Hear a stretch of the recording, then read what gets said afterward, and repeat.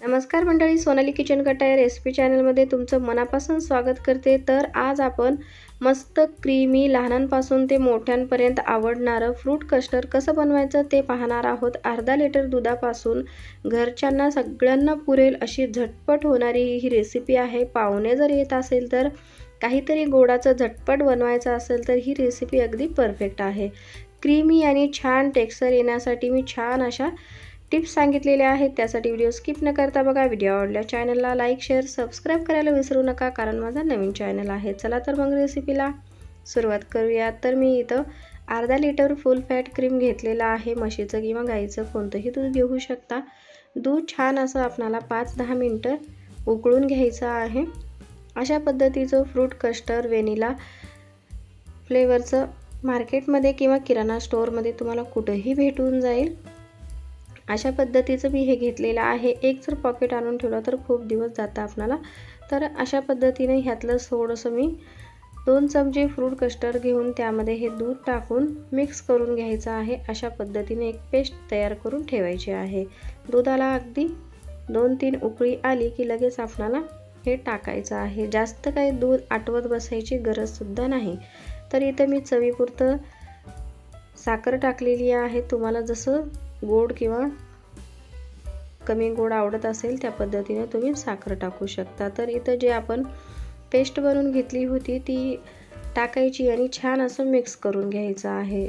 Mix करत राहायचं जेणेकरून गुठळ्या होणार नाहीत। तर हे छान असं आपल्याला 5-10 मिनिटं हे अशा पद्धतीने मिक्स करून थंड करून घ्यायचं आहे।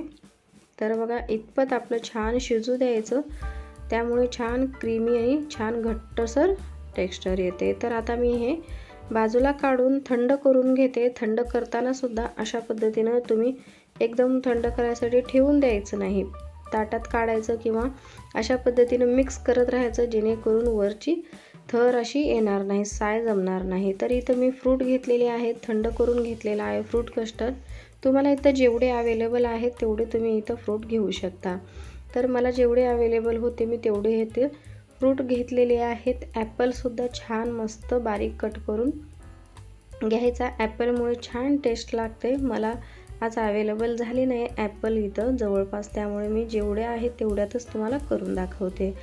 तर अशा पद्धतीने सगळे फ्रूट टाकून घेतलेले आहेत। इथं मी केळी आणि आता आंब्याचा सीझन आहे म्हणून आंबासुद्धा घेतलेला आहे आणि डाळिंबचे दाणे, खरबूज असं मी हे सगळं टाकून घेतलेलं आहे आणि छान मिक्स करून आता आपल्याला ह्याला फ्रीजमध्ये ठेवायचं आहे। 2 तास फ्रीजमध्ये ठेवल्यावर छान क्रीमी अशी फ्रूट कस्टर्डची रेसिपी तयार होते। झटपट तुम्हाला गोडाचं काहीतरी पाहुण्यांसाठी बनवायचं असेल तर ही रेसिपी अगदी परफेक्ट आहे। नक्की तुम्ही ट्राय करून बघा। पाहुण्यांसाठी किंवा मुलांना सुद्धा खूप छान टेस्टी हा पदार्थ वाटेल। नक्की ट्राय करून बघा, अगदी झटपट होते।